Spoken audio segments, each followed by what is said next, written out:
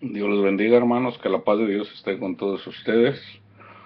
Ah, Vamos a compartir la palabra, vamos a estudiar la palabra. Am, el congregarse, la congregación. Hay versículos que nos enseñan una cosa, pero pues Dios nos va dando el entendimiento. Hay muchas cosas que hacemos ya por tradición, ¿verdad? Nosotros, a mí como ex católico, se me enseñó que había que ir a misa los días domingos y días festivos. Si no lo hacía era pecado. Tomando ellos en cuenta la salvación a través de cumplir los 10 mandamientos y el mandamiento en relación al sábado que fue cambiado al domingo en el catecismo. Uh, Nosotros no somos salvos por nuestras obras, no podemos cumplir la ley si el Espíritu Santo no mora en nosotros.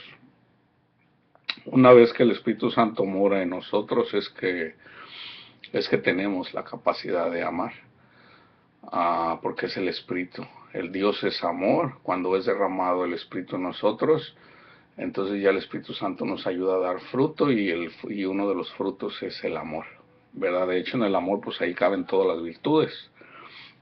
Entonces, se enseña ya por tradición, y esto desde el Antiguo Testamento, porque era un mandamiento de Dios, el congregarse para estudiar la palabra, estudiar los mandamientos, uh, y lo que hablaba el Señor a través de sus profetas. Los profetas hablaban lo que decía el Señor y los escribas lo ponían por escrito y se guardaban. Aunque pues no creían a lo que decían los profetas, venían creyendo ya una vez que pasaron las cosas. Entonces hay versículos que de repente se sacan fuera de contexto y no los entiende uno, ¿verdad? Entonces es en la medida de que Dios nos va enseñando. El Señor, este es uno de los ministerios al que yo fui llamado. Yo fui llamado para traer la palabra de Dios, para evangelizar y compartir. Dios es el maestro. Yo no soy maestro, aunque el Señor obviamente tiene siervos quienes comparten la palabra. La interpretación la da el Espíritu Santo, ¿verdad? A Pedro lo dice. Entonces, no soy yo, es el Señor, el Espíritu Santo morando en mí que me da la interpretación en relación hay cosas, en relación a la palabra, hay cosas que de repente dentro de mis razonamientos, y porque así se me han enseñado, yo así los creo, ¿verdad? Entonces hay cosas, yo sé que ahorita hay cosas que yo puedo creer que están mal, pero las cosas que yo comparto aquí son las cosas que el Señor me enseña a mí a través de su Santo Espíritu, y yo lo comparto con la iglesia, ¿verdad? Obviamente este estudio es para la iglesia, y siempre, yo trato siempre, de alguna forma, siempre estar hablando del Evangelio, porque de hecho todas las escrituras caben ahí en el Evangelio de Jesús, el Hijo de Dios. Y hay un versículo en particular que se toma. De hecho, yo también, por lo menos a alguna persona yo se lo prediqué, no teniendo el pleno entendimiento de esto, en relación a la congregación. Es bíblico el congregarnos, pero vamos a estudiar la palabra para mirar cuál es la verdadera congregación en Hebreos. En Hebreos, perdón, en la carta a los Hebreos, en el capítulo 10 y el versículo 23 al 25 dice, creemos que es Pablo el que escribió esta carta. Dice: mantengámonos firmes sin fluctuar la profesión de nuestra esperanza, porque fiel es el que prometió. Y considerémonos unos a otros para estimularnos al amor y a las buenas obras, no dejando de congregarnos como algunos tienen por costumbre, sino exhortándonos y tanto más cuando veis que aquel día se acerca. Entonces mucha gente cree que por no ir a un edificio donde se lee la palabra de Dios, piensa que si no va ahí es pecado. No es pecado. Si un día, ya sea sábado o domingo, no vas a la congregación, no es pecado. No es pecado. De hecho, no es pecado si no vas. No es pecado, porque en todo caso ese es un mandamiento de la ley. Nosotros estamos bajo la gracia, ¿verdad? Aquí dice, y es por eso que lo vamos a ampliar, lo vamos a estudiar. En el 25, no dejando de congregarnos como algunos tienen por costumbre, sino exhortándonos y tanto más cuanto veis que aquel día se acerca. Para poder entender este versículo, el versículo 25, tenemos que estudiar desde en el capítulo 9, del 23 al 28, que ahí comienza, y en el capítulo 10, del 1 al 25. Es necesario leerlo todo. Pero para entender esto, del capítulo 9 y en el capítulo 10 es necesario leer otras escrituras, ¿verdad? Para poderlo entender. Entonces vamos a comenzar en Génesis, porque ya todo está escrito desde antes, todo está en Génesis. Vamos a comenzar en Génesis 49:10, hablando acerca de las 12 tribus, a las 12 tribus de Israel, a las 12 tribus de Jacob. Dios le hace una promesa a Abraham. Tiene un hijo, Isaac. Isaac tiene otro hijo, que es Jacob. También está Esaú, ¿verdad? Pero Dios escoge a Jacob.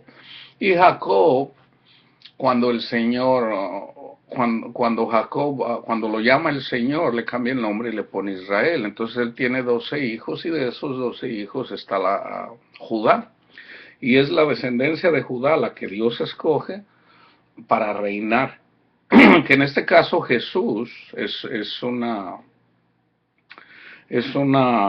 un descendiente de la carne de Judá. De hecho, Dios así lo planea, ¿verdad? En cuanto a María, ¿verdad? Y de nombre en este caso de José, siendo descendiente de Judá, pero en realidad sabemos que María fue llena del Espíritu Santo, ¿verdad? Pero de todos modos escoge a la tribu de Judá, porque no es José el padre de Jesús, no es la semilla de José en María, es el Espíritu Santo, ¿verdad? Pero Dios escoge a María, ¿verdad? Para que en María, en el vientre de María, crezca el Salvador, nuestro Salvador. Vamos a leer las Escrituras y en la medida que vamos leyendo, es así que ustedes pueden llegar a entender Hebreos 10:25 en relación a la congregación, ¿verdad? Para nosotras cosas, muchas de las cosas las tenemos ya así como, las hacemos ya por tradición y no nos damos cuenta que no es eso lo que el Señor quiere de nosotros, aunque no está malo que nos congreguemos, ¿verdad? Para estudiar la palabra. De hecho, pues, es así como nosotros aprendemos, ¿verdad? Pero no necesariamente vamos a ver la verdadera congregación. Génesis 49:10 dice, no será quitado el cetro de Judá, ni el legislador entre sus pies, hasta que venga Silo, y a él se congregarán los pueblos. Silo, obviamente, o Silo, hay muchas definiciones en el diccionario bíblico en relación a lo que quiere decir. ¿Verdad? Dentro de los significados quiere decir descendiente, el enviado, a quien corresponde el reino, el trono, ¿verdad? El que da descanso. Tiene muchas traducciones, ¿verdad? Ustedes lo pueden buscar, ¿verdad? En el internet lo pueden encontrar, ¿verdad? Obviamente está hablando del Mesías, de Jesús, ¿verdad? Otra vez, no será quitado el cetro de Judá, ni el legislador de entre sus pies, hasta que venga Silo, y a él se congregarán los pueblos. En, en, uh, en Deuteronomio, Deuteronomio 31, del 9 al 13, dice, y escribió Moisés esta ley, hablando de los 10 mandamientos, esta es otra de las leyes de los 612 mandamientos, que era congregarse. Y mira, la misma palabra lo enseña. Y escribió Moisés esta ley y la dio a los sacerdotes, hijos de Leví, que llevaban el arca del pacto de Jehová, y a todos los ancianos de Israel. Y les mandó Moisés diciendo, al fin de cada 7 años, en el año de la remisión, en la fiesta de los tabernáculos, cuando viniere todo Israel a presentarse delante de Jehová tu Dios, en el lugar que él escogiere, leerás esta ley delante de todo Israel a oídos de ellos. Obviamente sabemos que eventualmente se establecieron en Jerusalén, ¿verdad?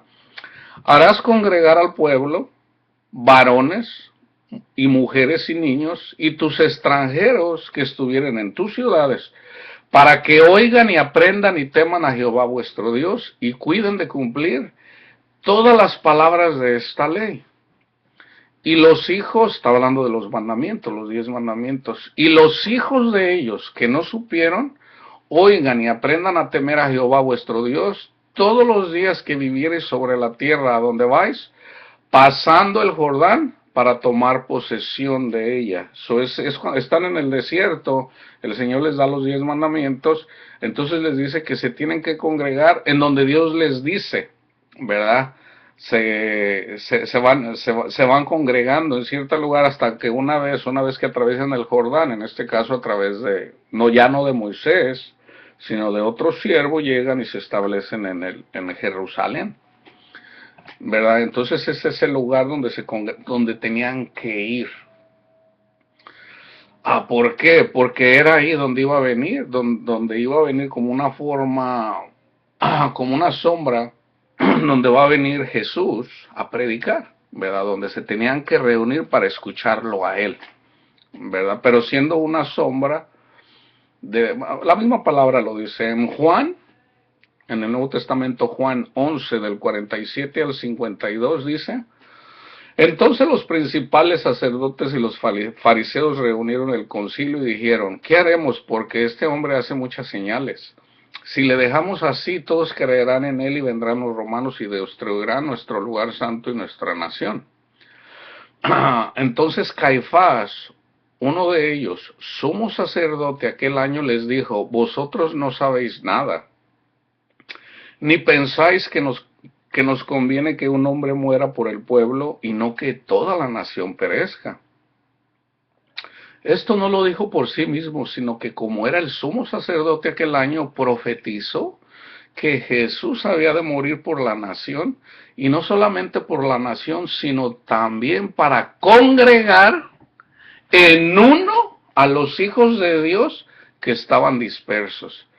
Otra vez, Caifás, que era el sumo sacerdote, profetizó. ¿Y qué profetizó? Esto no lo dijo por sí mismo, sino que como era el sumo sacerdote aquel año, profetizó que Jesús había de morir por la nación de Israel, y no solamente por la nación, sino también para congregar en uno a los hijos de Dios, también a los gentiles que estaban dispersos, no solamente el pueblo de Israel, sino a todos, ¿verdad? Obviamente también está hablando, obviamente aquí también del pueblo de Israel en relación a los que no estaban ahí, porque la nación había sido dividida, pero obviamente sabemos que también fue para los gentiles, en este caso para nosotros.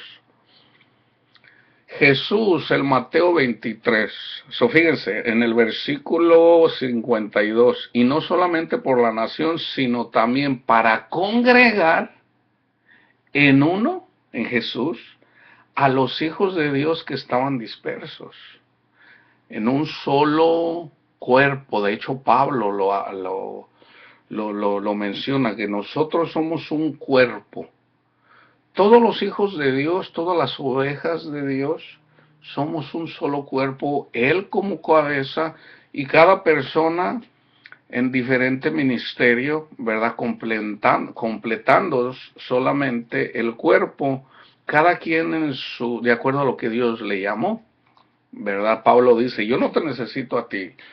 Ah, la mano no le puede decir al pie no te necesito, o al ojo no te necesito, ¿verdad? Somos uno. Pero ¿cómo nos junta Jesús? En su palabra, en el Evangelio, en el Espíritu. Y vamos a ver cómo el Señor nos lo enseña cuando habla con la mujer samaritana, ¿verdad? De hecho lo enseña de varias formas. Yo estoy escogiendo esta, aunque hay más. ¿Verdad? El Mateo 23, del 37 al 39, fíjense cómo Jesús lo dice.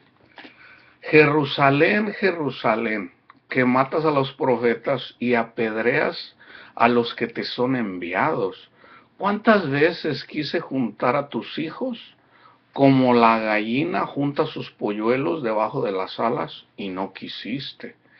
He aquí vuestra casa os es dejada desierta, porque os digo que desde ahora no me veréis hasta que digas bendito el que viene en el nombre del Señor. Sabemos que el Señor profetizó, el Señor habló a través de sus profetas que iba a venir el Mesías, pero obviamente ellos no lo reconocieron. ¿Para qué? Para darnos entrada a nosotros los gentiles. Les cegó los ojos a los judíos de sangre, pero sabemos que los ojos de ellos eventualmente van a ser abiertos, ¿verdad? ¿Cuándo? Cuando entre los últimos hijos gentiles nacidos en la iglesia. Después entonces el Señor, ya una vez que después de la ira de Dios, ¿verdad? Entonces en Hebreos, para poder entender eso, ahora vamos a mirar, no en Hebreos, perdón, en bendito mi Padre, ¿dónde dejé estos versículos? Puse Mateo. Ay, bendito Señor.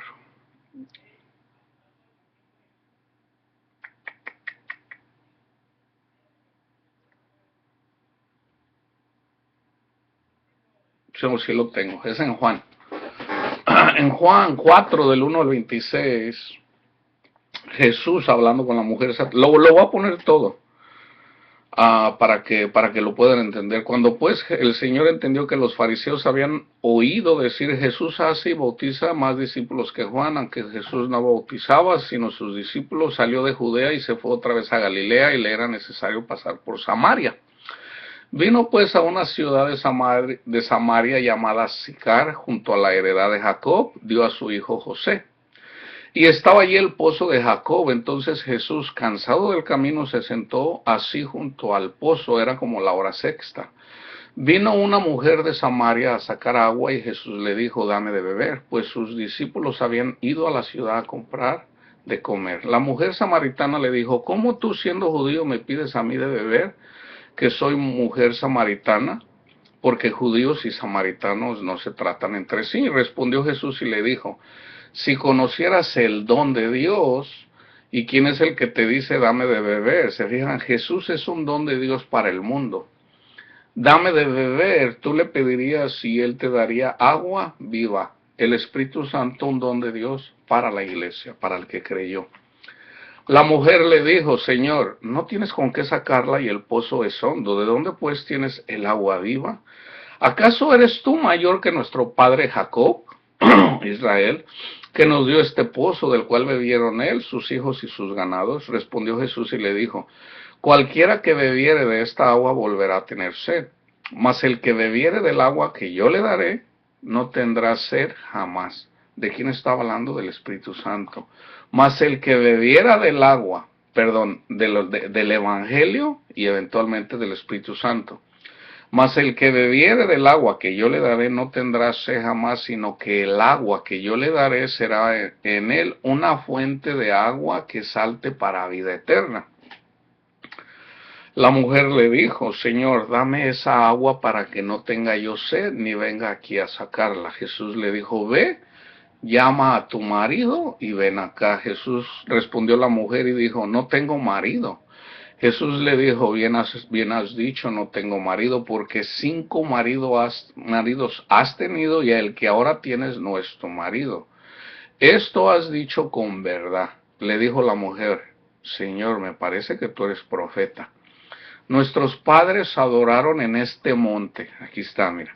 Nuestros padres adoraron en este monte. Y ustedes, los judíos, y vosotros decís que en Jerusalén es el lugar donde se debe adorar. Jesús le dijo, mujer, créeme que la hora viene cuando ni en este monte, ni en Jerusalén, adoraréis al Padre. Ahora, una pausa. Podemos decir ni en Samaria, ni en los montes, ni en Jerusalén, ni en el edificio que está en Los Ángeles, ni en el edificio donde se congregan cada comunidad, cada iglesia. No es ahí, fíjate otra vez. Jesús le dijo, créeme que la hora viene cuando ni en este monte ni en Jerusalén adoraréis al Padre. Vosotros adoráis lo que no sabéis. Nosotros adoramos lo que sabemos, porque la salvación viene de los judíos. Mas la hora viene, y ahora es cuando los verdaderos adoradores adorarán al Padre en espíritu y en verdad. Porque también el Padre tales adoradores busca que le adoren. Dios es espíritu, y los que le adoran en espíritu y en verdad es necesario que adoren. Le dijo la mujer, sé que ha de venir el Mesías llamado el Cristo, de hecho es el ungido. Cuando Él venga nos declarará todas las cosas. Jesús le dijo, yo soy el que habla contigo. Ese es el primer mandamiento. Yo soy Jehová tu Dios, que te sacó de tierra, de casa de servidumbre.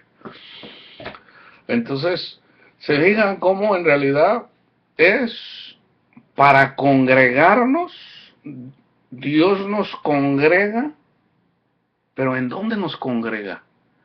Dios nos congrega. Para poder congregarnos es necesario que recibamos el Espíritu Santo, es necesario que recibamos el Evangelio, a Jesús como nuestro Señor y Salvador. Y fíjense cómo en Hebreos está.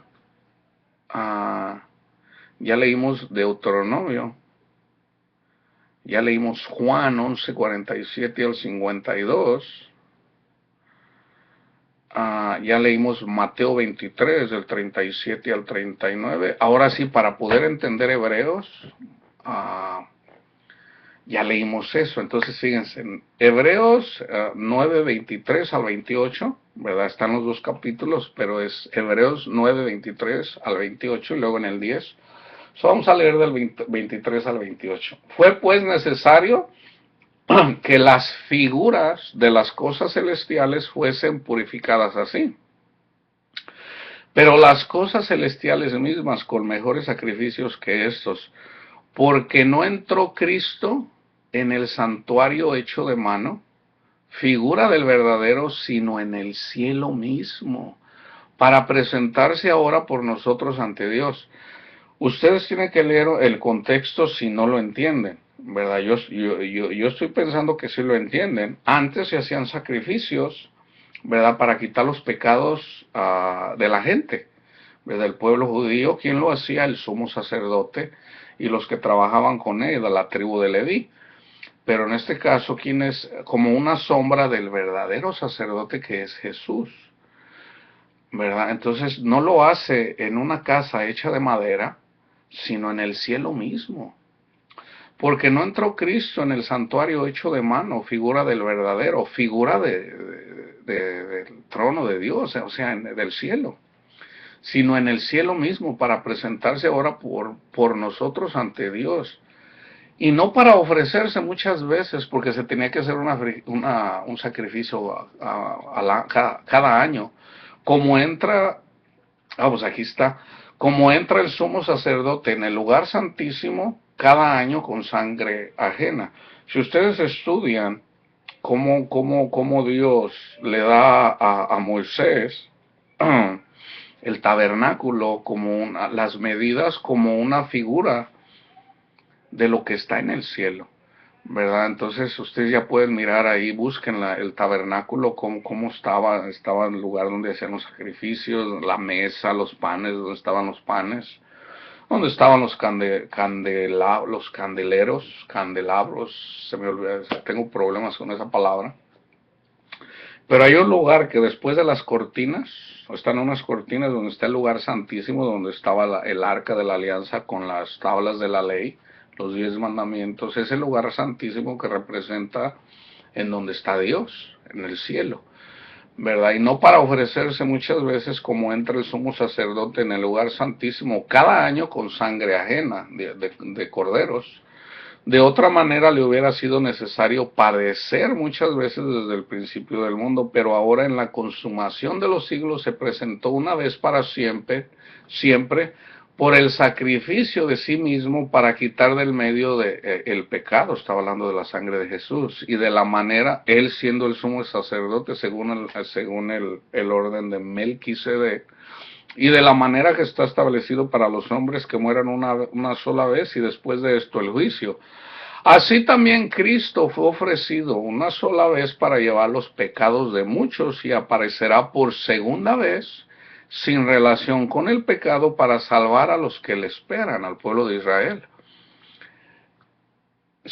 Seguimos leyendo en Hebreos 10, del 1 al 25, porque la ley, los mandamientos, teniendo la sombra de los bienes venideros, no la imagen misma de las cosas, nunca puede, por los mismos sacrificios que se ofrecen continuamente cada año, hacer perfectos a los que se acercan. De otra manera, cesarían de ofrecerse, pues los que tributan este culto limpios una vez no tendrían ya más conciencia de pecado.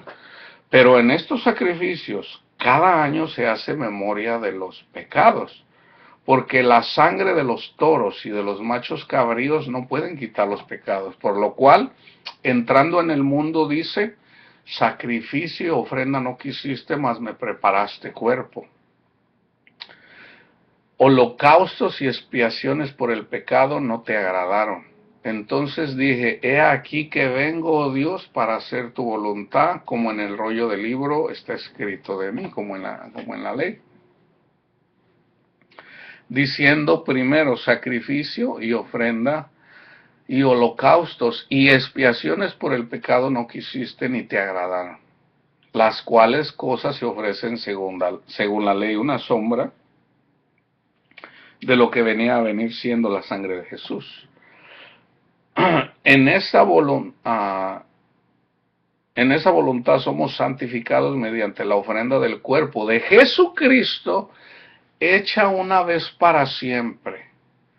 Una vez para siempre.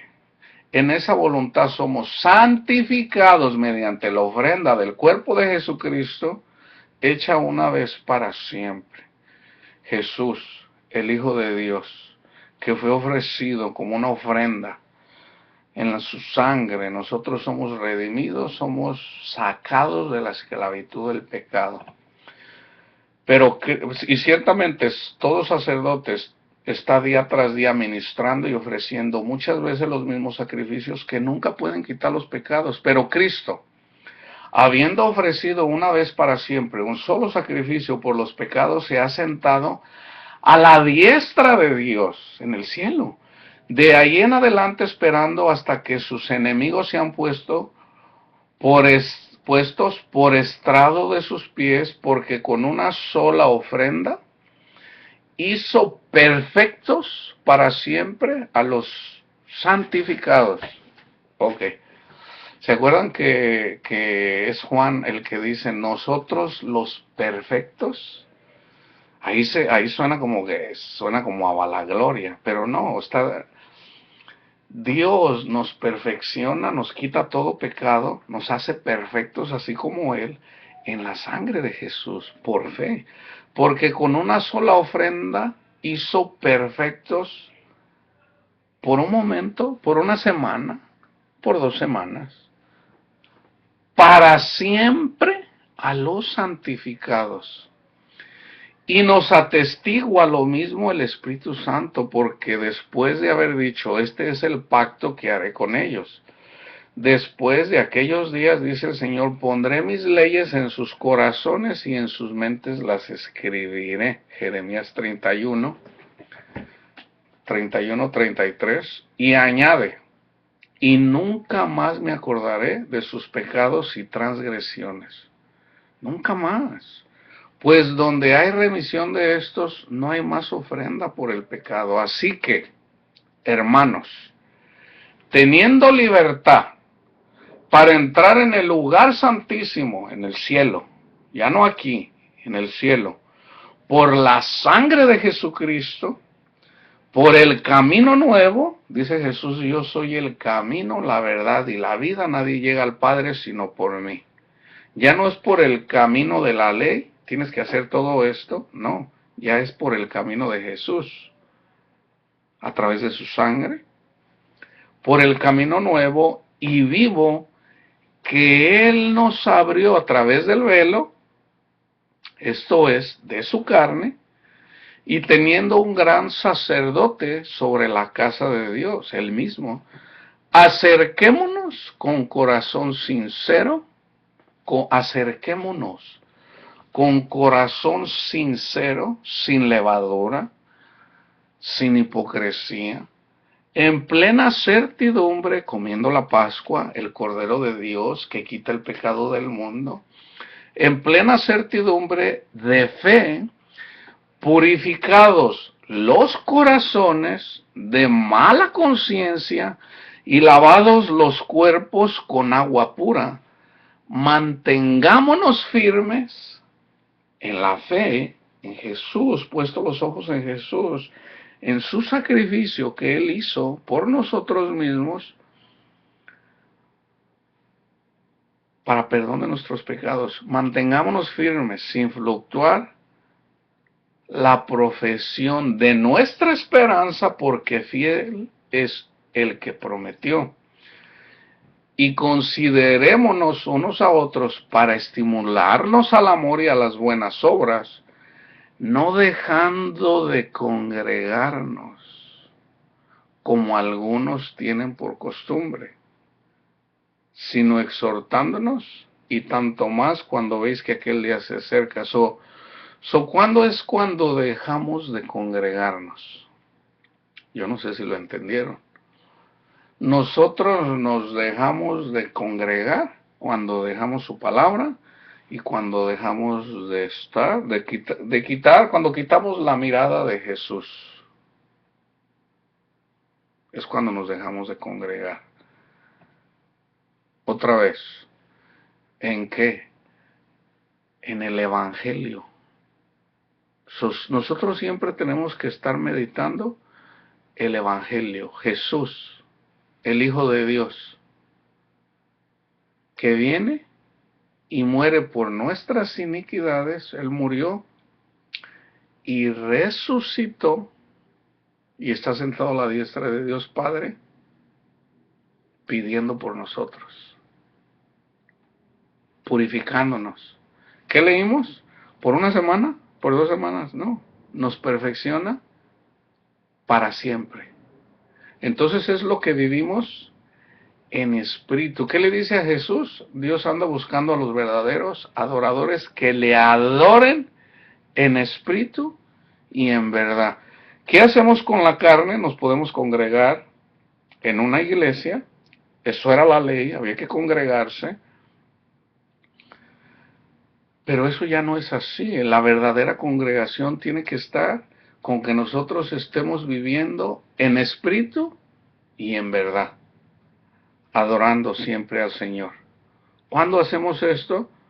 En la oración. En la oración, cuando nosotros dejamos de orar. Ahora, no que sea malo que en la carne se junte el pueblo, así como se juntaba antes. Pero muchas veces hay personas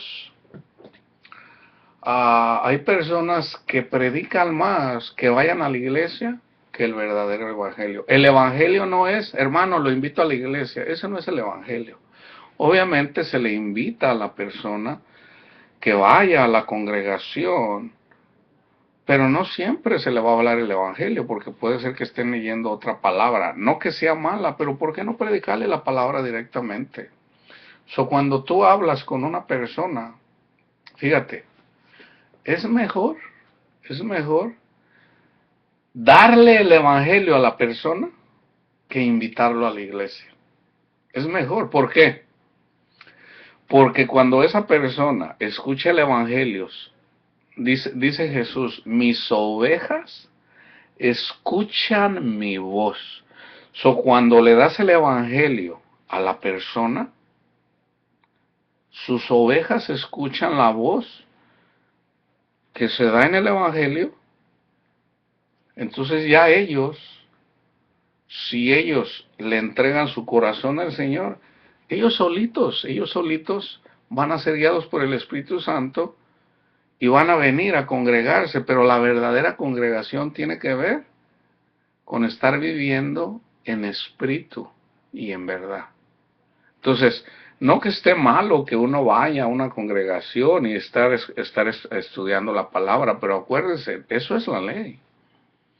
Si se fijan de alguna forma, nosotros todavía estamos haciendo cosas que se predicaron en la ley, porque es más grande la tradición, pero no que esté mal. En la iglesia primitiva se hacía eso.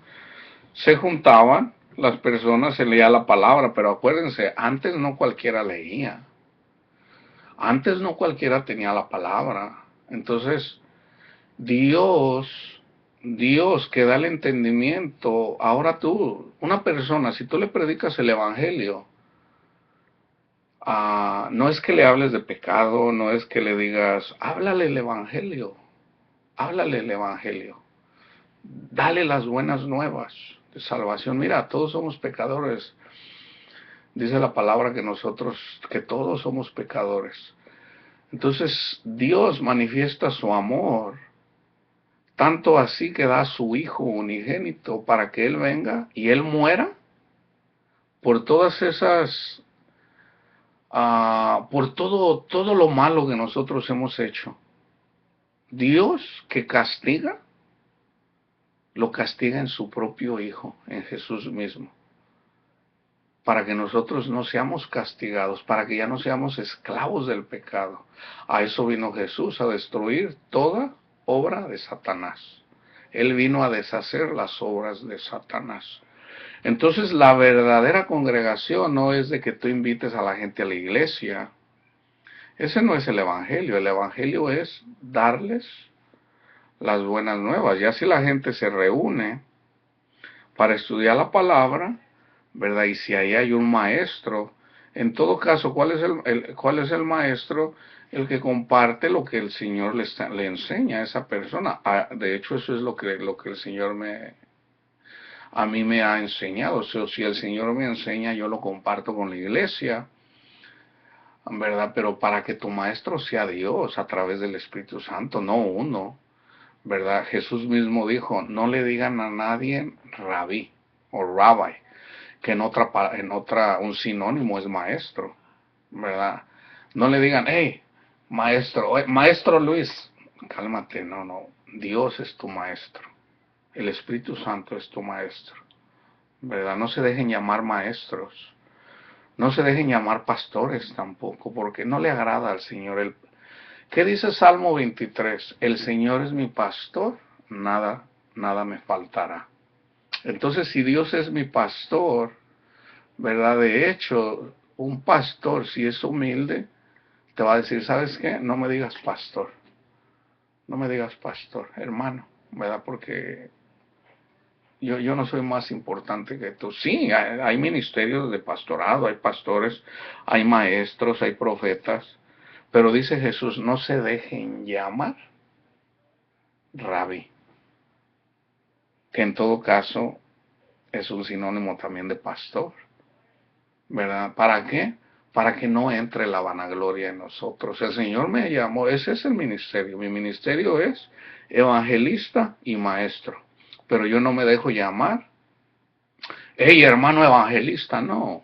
¿Verdad? Yo a veces lo digo, pero simplemente para cumplir, pero yo no me dejo llamar evangelista ni maestro. ¿Por qué? Porque el verdadero evangelio es la palabra. Yo la digo, pero es la palabra la que convence, no soy yo.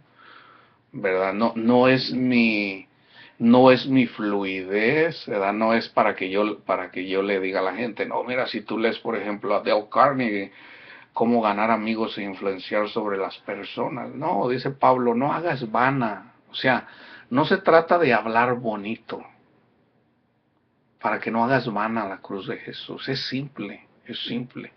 Jesús, el Hijo de Dios, viene, baja del cielo, viene, y Él muere por tus pecados.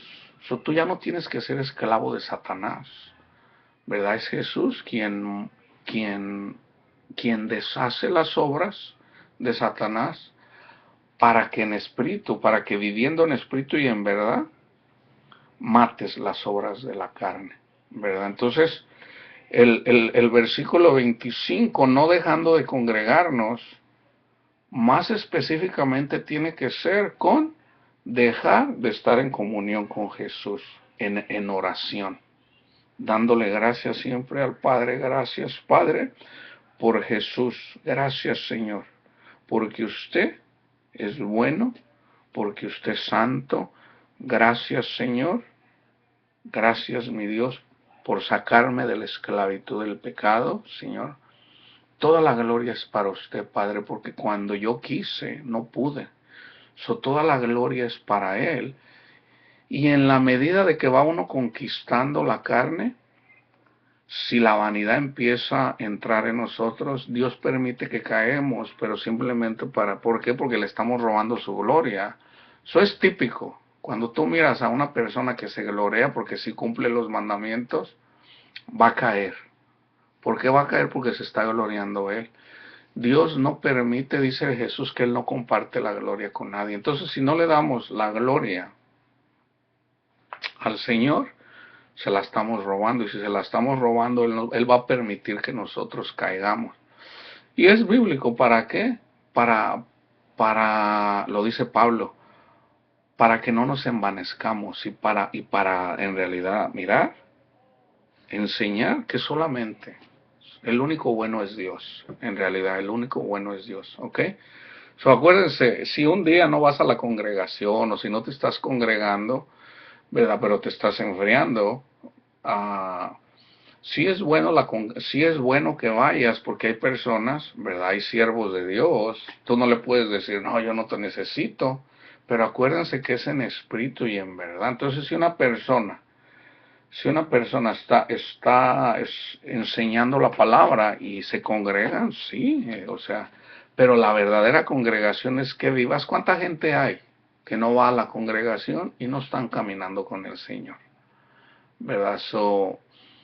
Y es por eso que no debemos de predicar el que vaya a la iglesia. Mira, para que una persona salga de la idolatría, para que una persona ame, para que una persona pueda hacer la voluntad de Dios, necesita el Evangelio. Pero el Señor quiere también su corazón. Entonces, el Evangelio tiene poder, tiene poder. Entonces, si tú llegas con una persona y le das duro, mira, hermano, debe de salir de ahí, de la esclavitud del pecado, y le das duro y le das duro, y nunca le hablaste del Evangelio, te gloriaste tú mismo, ¿verdad? Entonces es necesario, mejor, uno tiende siempre a hablar de más, o es mejor darles el Evangelio, ¿verdad? Dice el Señor, mis ovejas escuchan mi voz, y el Señor es quien nos llama. Entonces ya cuando tú le das la palabra, ellos si practican la humildad, te van a escuchar.